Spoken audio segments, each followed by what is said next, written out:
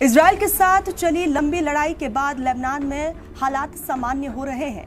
9 जनवरी को राष्ट्रपति Joseph on के शपथ लेने के बाद देश को नया प्रधानमंत्री भी मिल गया है। हैग के अंतर्राष्ट्रीय न्यायालय के सदर नवाफ सलाम को लेबनान का नया प्रधानमंत्री बनाया गया है। संसद के 128 सदस्यों में से 2/3 ने 71 साल के न्यायाधीश के पक्ष में वोट किया। लेबनान में प्रधानमंत्री का पद सांप्रदायिक सत्ता बंटवारे के तहत सुन्नी मुस्लिम के लिए रिजर्व है।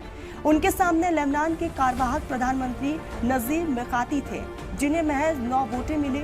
इस पद के लिए हिजबुल्लाह ने अपना उम्मीदवार नहीं उतारा था और उसका समर्थन मिकाती के लिए था।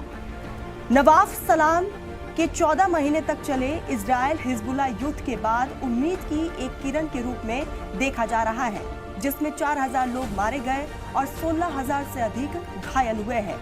जानकारों का मानना है कि नवाफ बेहतर तरीके से लेबनान को युद्ध से उभार सकते हैं, क्योंकि वो सऊदी अरब और पश्चिमी देशों की पसंद है और अंतर्राष्ट्रीय स्तर पर भी अपनी पहचान रखते हैं।